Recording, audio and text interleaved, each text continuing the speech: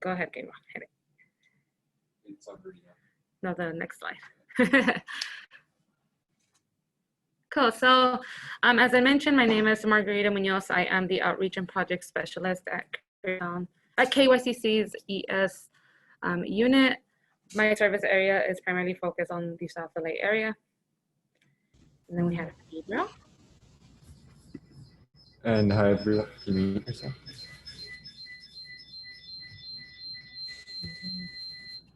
There you are. Okay. So hi, everyone. I'm Gabriel. I'm the Urban Forestry Outreach Specialist at the ES unit, and I serve the Mid-City to Central LA area.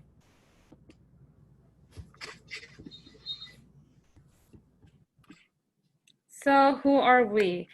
KYCC, also known as Koreatown Youth and Community Center, is a multi-service organization based in K-Town with extending services to neighboring cities such as Pico Union and South LA.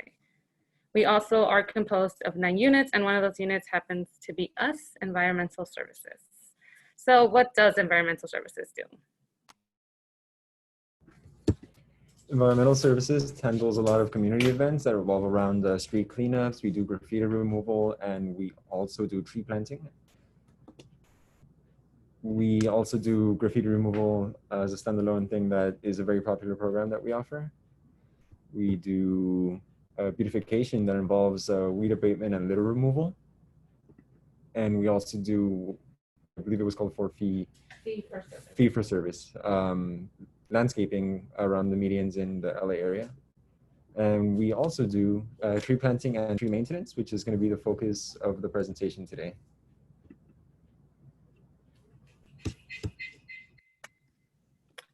So today I will be talking a little bit about Tree Canopy and how urban heat island interacts with it, and also how these two concepts are a form of environmental injustice and how it affects the community that we both live and serve in. So as I mentioned, my area is South LA, but before I continue to get into detail, I want to define what environmental injustice is. Environmental injustice is the disproportionate exposure of color and underserved communities to environmental hazards, such as waste, land, landfills, and other polluting industries. Now, tree canopy. So when it comes to tree canopy, as I mentioned before, Gabriel and I mentioned, we both work within the Central and South LA area. If you take a look at this picture, there's a picture and it says low tree canopy. So what is tree canopy? Tree canopy is defined as the top portion of a tree that's composed of branches and leaves. So when we talk about what low tree canopy is, it's basically just when a neighborhood or area has little to no trees. So meaning it has little tree canopy coverage. So if we take a look at this picture, what do we see? We see more urban land. Go back to, oh, there. We see more urban land, so that means green, gray space, that's impervious spaces. So we want to focus on the factors of low income and high income communities. We chose South Los Angeles and Sherman Oaks. As you can tell, both of these areas, communities are very separate from each other. So I want to focus on income and tree coverage because these two things go hand in hand. So according to the census, South Los Angeles average household income is $41,000. Now Sherman Oaks, on the other hand, has an average income of $102,000. And if we take a look at the pictures on these two pictures, if we take a look at this picture of South LA, we see that there's more gray space, that there's more impervious surfaces, which means that we can literally see streets and hardly see any green space, any trees, any park. Now, if we take a look at the Sherman Oaks picture that we put here, we see that there's more trees. Within the neighborhood, we see less houses compacted together. So this we can definitely see that the gray space in South LA means that we wouldn't see many pedestrians walking, enjoying the fresh air. And then unlike a high income community, Sherman Oaks, where there's more trees, people would be inclined to walk more. Next slide, please. And just to give us a visualization of what I'm talking about, if we focus on the picture on the left-hand side, we see that there's a lady who's trying to get some shade from a shadow being casted by a street light. Now, so this is a hardship that most residents within the South LA area have to go through every day, especially those who take public transportation. If we take a look at the pictures on the right side, we see two different cities with two different tree coverage. The top picture is a low-income community, which has less tree coverage, which usually goes in hand with having more hot temperatures. People are more inclined to be indoors and to be spending their time outside. If we take a look at the bottom picture, we see a high-income community, Bel Air, which has more coverage, which usually means that they probably have cooler temperatures, which also leads people to, which also encourages people to go walk outside around their neighborhood and be outside more. Can you go to the next one? This map is important and interesting because it goes in hand with what we're talking about income. If we notice, this figure was provided by the Dwp report. If you can tell, there's a greener space. The greener, darker greener areas are where there's more than 60% tree coverage. If we take a look at the more gray areas, which on this picture is labeled as South LA, we see that there's less than 10% tree coverage. So we can see that cities like Brentwood, Los Feliz, and Shadow Hills are higher income communities when compared to South LA is a low income community. So we can see the difference between these two. And this is actually very shocking because as we work in the South LA area, we know is that people tend to be hesitant about even walking to the store because of the lack of trees, because of the lack of shade, because it's a little harder to walk in South LA than it would be in Brentwood and or Los Feliz. And there's many reasons as to why there's low tree canopy in underserved communities. And I think one of the factors that we always hear is tree maintenance. So tree maintenance also plays a role in how many trees there is within a community. So one of the reasons as to why we might have low number of trees in South LA revolves around the organization of tree maintenance within the city. So for those who may not know, a shade tree, when we plant a shade tree, we usually ask for the resident and or the city to take care of it for the first 2 to 3 years until it establishes its roots. So this means that this tree must be closely maintained. It must be watered, pruned weekly, just to make sure that it's established soil that it was planted. Sometimes the city doesn't have funds to hire the staff to take care of every tree that is planted within a specific neighborhood. So then the responsibility falls on the neighbors, on the residents themselves as well. So when we talk, if we go back to the factor of income, when we talk about a low income community, people are not prioritizing to water a tree because if they're having already financial hardships, this might be another burden on them. Now, if we talk about a high income community, residents might have the time and money to take care of the trees if the city fails to do so. So this is where KYCC comes in. This is where we, as a nonprofit, help underserved communities and bring them with tree resources. As I mentioned, we do give out free trees to the community, to those community who are underserved, like South LA. We do have maintenance routes with throughout South LA as well to maintain trees that are not being maintained by the city. We also try to incorporate education and on the residents who do adopt the trees. So if a resident does adopt the tree, we will give them tree planting guidelines to guide them as well. Can we go to the next one, please? So then we have the point of the whole information about low tree canopies was to emphasize that we do need trees. Whether it's high or low income communities, no matter what their income levels are, trees are important and vital to our lifestyle and how we live. So expanding the tree canopy within our communities prevents certain low income cities and underserved communities from becoming an urban heat island, which Gabriel will go into detail.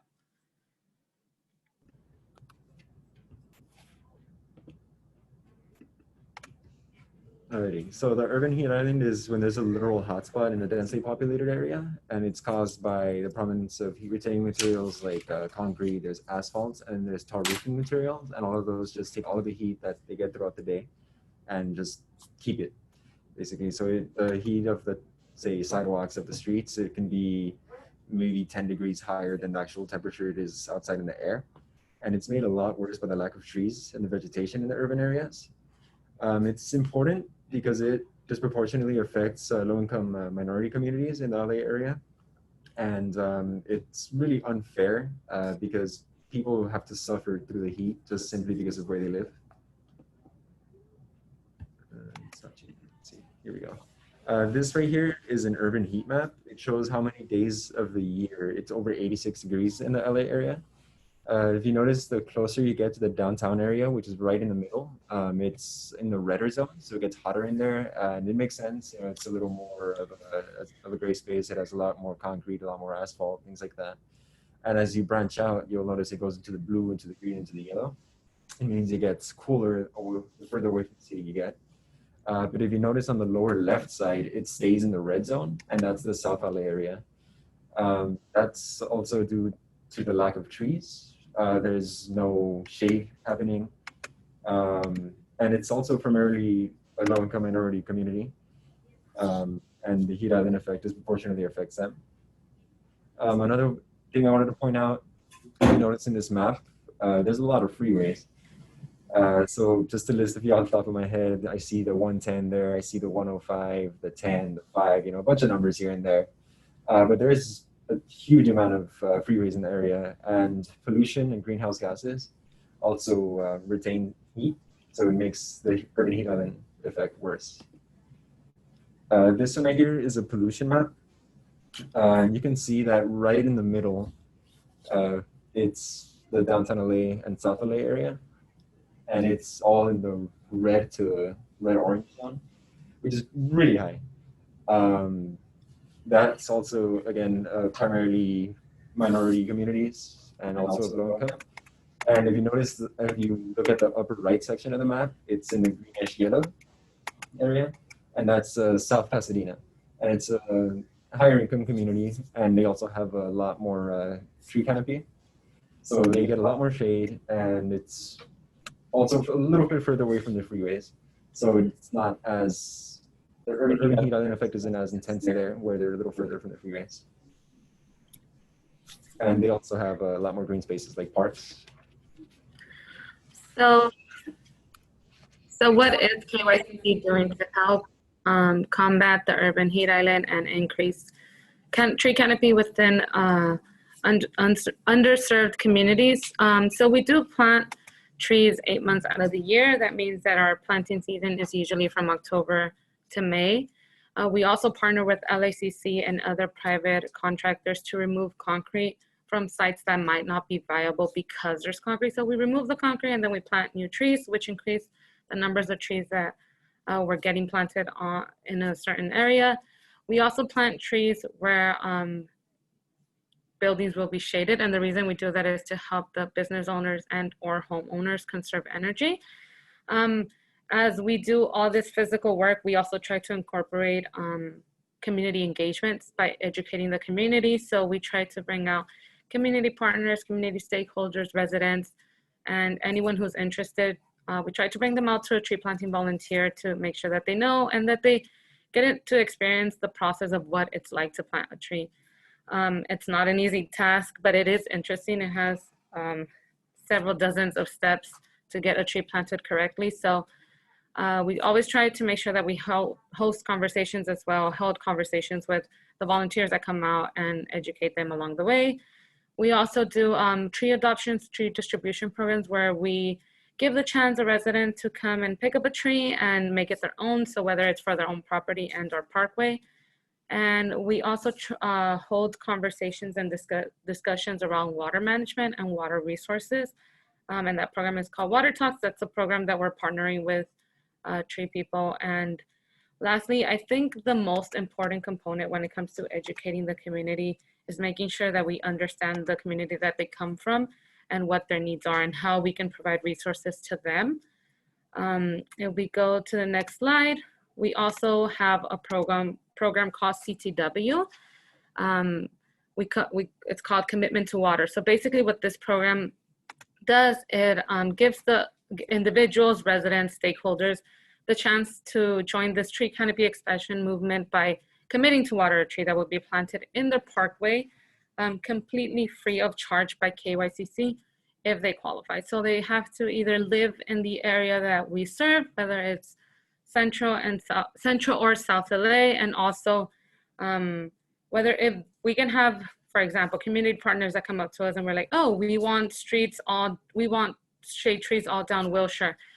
We can work with a neighborhood council and have them, whether it's sign and be in charge to make sure that they're committing to watering these trees. So we do mostly motivate and try to reach out to residents and be like, hey, if you commit to water a tree, we will plant it free of charge.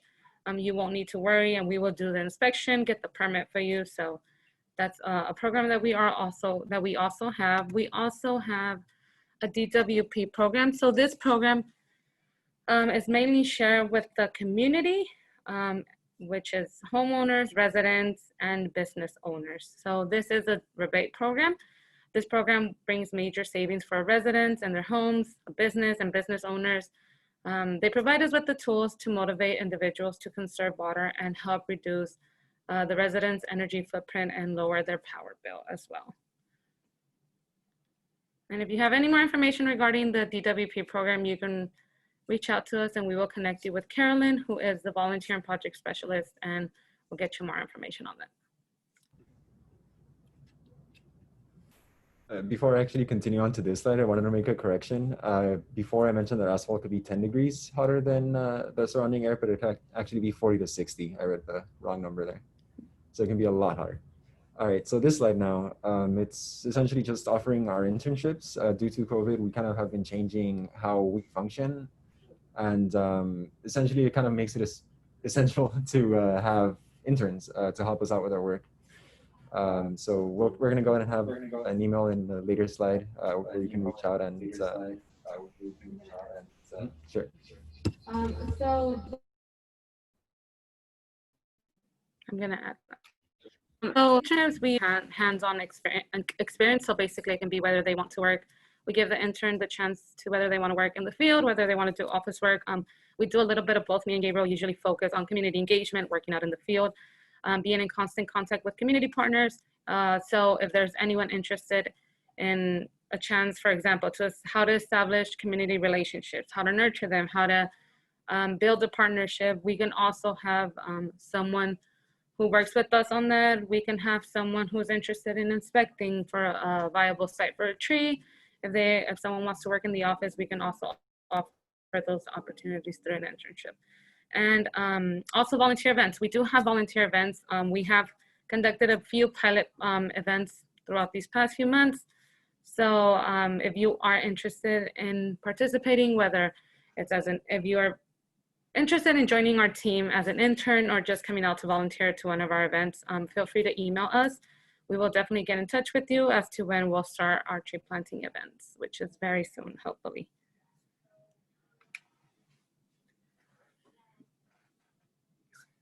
And any questions that anyone might have? Thank you for that wonderful presentation. I'll go ahead and get started with some questions for you guys, but also, Gabriel, I've never seen that urban heat island map that you posted earlier with the colors. That was really cool. I would love to get like the link wherever you found that. It seems like a super great tool. I can go ahead and send it your way. Sorry, yeah, it was awesome. I was a geography major, so I'm like a little bit of a map nerd. That one was really cool. But yeah, so thank you to both of you for that. So I'm kind of curious. A lot of these events seem like they could definitely be done in person, like socially distanced right now and that kind of thing, which is really cool. I was wondering like how your community engagement processes have shifted during COVID-19 to try and get all those community stakeholders like, you know, out there and active in sort of helping shape the programs like you guys talked about. It's really cool that you guys are so interested in incorporating community stakeholder input to the extent that you guys are. And I was wondering, have you guys had challenges with that? Have you found that virtual communication has actually made it a little bit easier? What are your thoughts? So personally, I think we've had, like everyone, when it comes to establishing these partnerships, especially after this pandemic hit us, we were kind of unsure of how to even reach out to partners, because before the pandemic, our kind of process of reaching out and building partnership had more to do in person. So we would go out to meetings, we would go out and support volunteer events, we would go out and listen to any meetings, neighborhood council meetings that they would have, any block club meetings that they would have, to see what their needs were and how we can somehow provide them with some resources and or connect them to another person that would provide them with the resources. So virtually moving our community partnerships to a virtual form has not been the easiest thing. I think what has worked for me is staying in contact with them, phoning them like, hey, how's everything? Is there anything that I can do for you? If I don't have the answer, as I mentioned, we do have 9 other units. So if we don't have the resources, we can connect you with another unit. They can probably come out and help you. If they can't help you, then they will connect you. But we make sure that if the community needs something, we try to provide the resources and or the person. I think it's been interesting because once, like in June, we were starting to feel a little more comfortable with going out to meet people.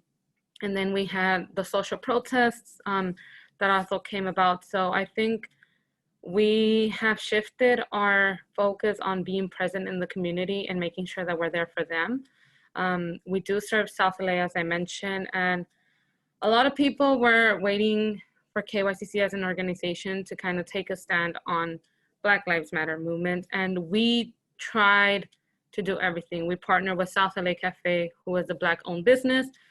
We tried to help them beautify their space because at the end of the day, those are the resources that we have. We're trying to reach out to residents as well. So I think it's been a challenge, and I think we're still kind of juggling on how to get those relationships built.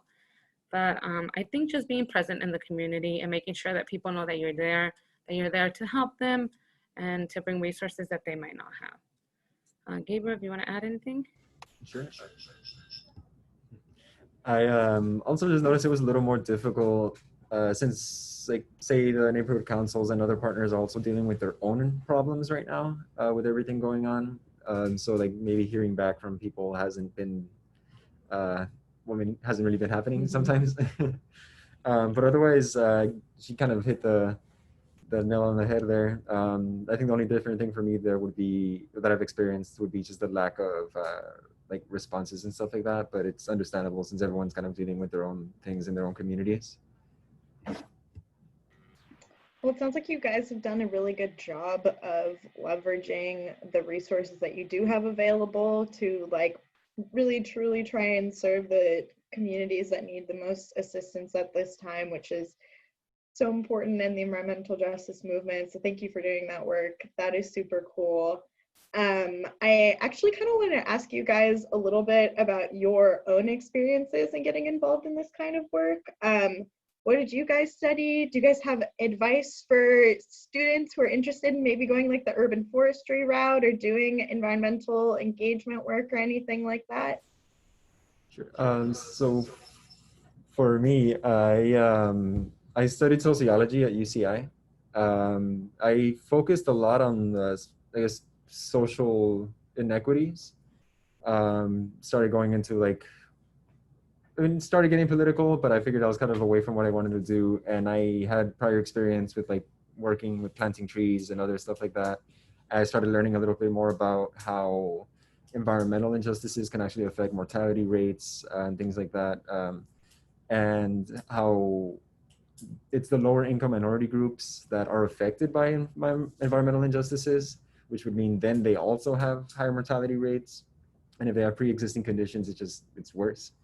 So I figured I wanted to work somewhere where I can make a difference to combat that, since I also grew up in a low-income minority community.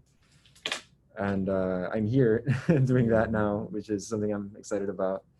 And yeah, actually that's why I'm here. I am totally different on the other end. I went to college, to different colleges, and I ended up graduating from Cal State Long Beach with an economics major, minor in accounting. So I started working with KYCC through their tax program. So it was a different department that I was working for. And I heard about ES while I was actually working with a friend at another nonprofit in Chicago. So I had quit KYCC to follow my economic background. But then once I heard this position open, I think it was interesting because I have a long history of volunteering. My dad was very adamant about taking us to volunteer events when we were younger. So I think when I reached out and I had my interview and they were like, yeah, you have like a community engagement portion. I was like, oh, what is community engagement? What is outreach? And I like being challenged constantly. I complain a lot, but I enjoy the challenge once in a while. So I was like, you know what? I think this is something that I can tackle and take on. And I've been here for a year, and it's been an interesting roller coaster because I had no experience in the urban forestry department. I knew nothing about trees, just the lemon tree that was planted in my backyard. That's pretty much all I knew. I didn't know that we had to water specific gallons to a specific tree. I thought it was just turn on the hose and let it run for like a minute or two and we're good. So it's been interesting. Yeah, and I think I just came along because I enjoyed working for KYCC. So I was like, I want to go back to KYCC, but taxes are not my thing. So I ended up at ES, and the rest is history. It's super cool to hear that you guys kind of took maybe, I guess, like less traditional paths to getting to this kind of work, because I think it really speaks to just how like intersectional all these environmental justice issues are, and how like anyone can kind of truly get involved and do work that makes a difference, especially in terms of, I love the work you guys do because it's like at once very like fundamental. You're like transforming the community, you're like kind of helping to make these like reparations in a way. It's really cool, but you also get to like plant trees. It's so like tangible, and it has such like tangible effects. I think I was reading the Urban Cooling Collaborative's report that they just put out on using trees to reduce, you know, the urban heat island effect in LA. And like Gabriel, what you were talking about in terms of how trees can literally save lives. They had put out, I think they said something about, I don't know, like maybe 4,000, this might not be the right number, like deaths could be prevented maybe like annually or something, just from planting trees and helping to reduce the urban heat island effect. So I'm a really big fan of the kind of work you guys do, and I'm hoping that students will see this and want to get involved in this kind of work and come out and volunteer with you guys. But I did want to ask, are there any social media handles or any accounts that people should follow you on to keep up with what you're doing? Yes, so we have, we're at KYCC LA on Instagram. We are on LinkedIn as well as KYCC. So we try to incorporate more face-to-face. Unfortunately, we don't have like our own unit Instagram handle or anything. We don't have Facebook or anything as a unit, because we're trying to keep everything within KYCC. If we do one, we're trying to be as unified as we can, since there are so many other people working with us, and then we have 9 units. So it's a little hard to keep track of all the units that we're and the work that they're doing. But you can follow us at KYCCLA on Instagram, and LinkedIn, we are KYCC as well. So yeah, but if you have any questions, we like that more personal communication. Send us an email, and we can definitely connect you to whoever you want to. If you're looking for any economic development services, if you're looking for a tree, for any therapy, anything, we can connect you to the right unit. So yeah, anything, you can email us. I think that would be the best way. We're pretty good at getting back to our emails. We're always on top of that. You can give us you can phone us too. We're really good at answering our phones. Our phones are ringing all the time, and we're really good at having conversations with people. And honestly, I think being able to know everyone on a personal level is honestly the best way to go. Even if it's like, if you come out to volunteer and we're like, hey, I remember you. Come out next time. Let's grab a coffee afterwards. So yeah, I think it's nice when you see the community comes volunteer, come out, and just being able to have one-on-one conversations is good, especially during these times. You know, times are uncertain, and sometimes we just need a breather. And what better way than to have a conversation with a stranger, a stranger who knows nothing about you.